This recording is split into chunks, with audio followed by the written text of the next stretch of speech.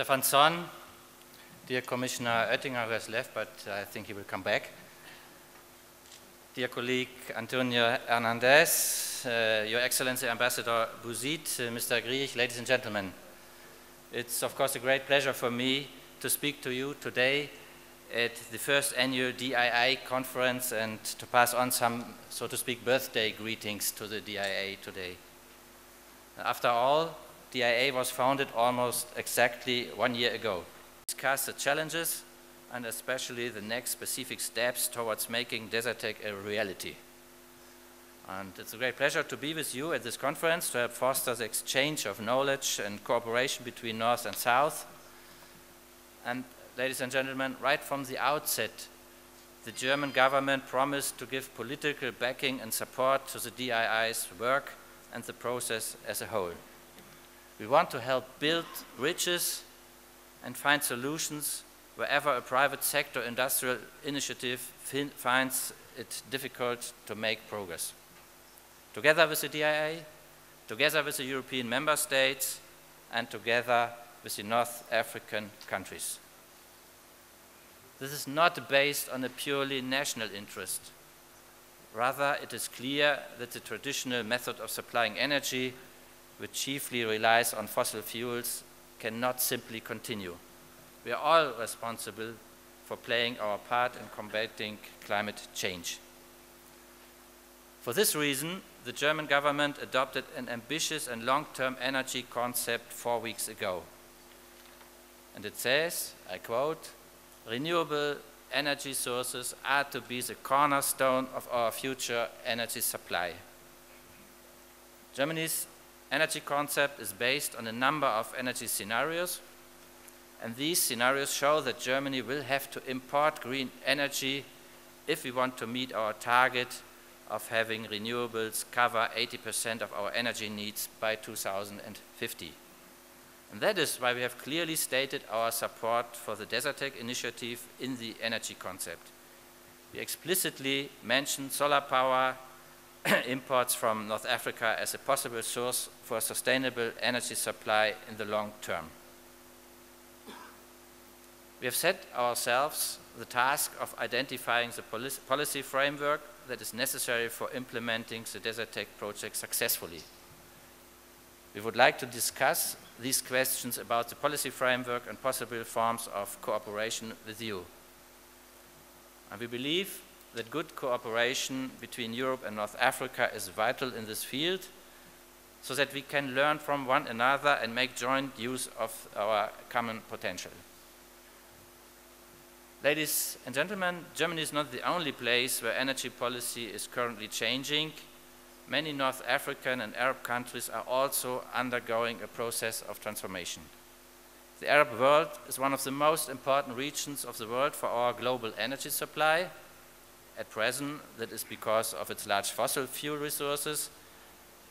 However, the region also has plenty of sun and wind, and it can turn these into a valuable resource. Why should something that is possible with gas and oil not also work with solar and wind energy? Many Arab countries have recognized this potential and have set up ambitious national plans for the development of renewable energy sources. We are following and we welcome all these efforts and developments. Renewable energies offers not only local electricity, but also a major export potential and in the long term a fresh source of revenue for the MENA region. And this creates entirely new prospects and opportunities. But for different reasons, it is not yet possible to export electricity to Europe. A central precondition for exports of electricity is the creation of cross-border electricity markets. This particularly requires the expansion and upgrading of infrastructure. Power lines across the Mediterranean are an important component if electricity is to be transported to Europe. The existing interconnector between Morocco and Spain may mark a beginning for, for first reference projects, but it will certainly not be enough to implement the Desertec idea. And grids also need to be expanded and upgraded within Europe and within the MENA region. A further precondition that was mentioned by Commissar Oettinger is the creation of free markets. Energy markets need to be liberalized, and subsidies for fossil fuels need to be reduced in the long term. Only then will renewables be able to survive in the face of competition. And one thing is clear: restructuring our energy supply will cost a lot of time and money, and so much remains to be done. But we should not allow ourselves to be deterred by this. We believe it is right to work on forward-looking projects. And here it is important that this should not remain a vision. Priority must be given to realizing the potential which can already be achieved today. And that is what the DII wants to do. And I quote, "Enabling Desertec in MENA," that is a striking message on its business cards. And that's right. We think that the Desertec initiative step-by-step idea of launching short and medium-term pilot projects in the region makes a lot of sense. This means that we can see what policies still need to be put in place and what is still missing. The ground has been prepared and is now up to the DII to present a concept for the implementation of the first projects in the near future. The Desertec initiative has sparked high expectations in the target countries, so it's now important to bring these expectations to life. I know you're working hard on this, but a lot of questions still need to be answered. The German government does, of course, hope that German firms will play their part in implementing the Desertec project, but it is also very important for the German government that the countries in the MENA region benefit too. We want a substantial part of the power generated by Desertec to supply the region itself. That is not one of the unanswered questions that I mentioned. That is an imperative, and Commissioner Oettinger, I think, underlined this in his speech. After all, adequate access to energy means growth and progress. It is necessary to guarantee that the countries derive benefits from the energy investments. In other words, there has to be local added value. Jobs need to be created, and knowledge needs to be transferred via universities and the training of students. In order to ensure this, we intend to expand our dialogue on energy and development policy with the MENA countries. And this is also something we have clearly stated in our national energy concept.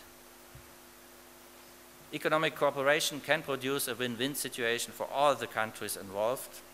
For example, German technology could be used. It leads the world in the field of renewables, and especially in the fields of CSP, photovoltaics and wind. The countries of North Africa can meet the rapidly growing energy needs from zero-emission electricity at the same time as they export energy, both fossil and renewable.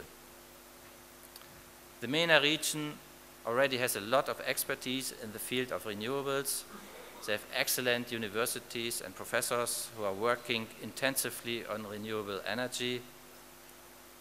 In Morocco, the bidding process for the construction of a first large-scale solar thermal power plant with more than 100 megawatt, part of the national solar plan, is entering its final phase, and it's now important to share our knowledge and experience. It is our intention that Desertec will bring about greater networking between the MENA countries themselves and between MENA and the EU. That is good and that is important. Ladies and gentlemen, in the past, the supply of energy has been a largely national affair. In the future, we will need regional and cross-border energy markets. The potentials for renewable energy must be utilized where they are the best.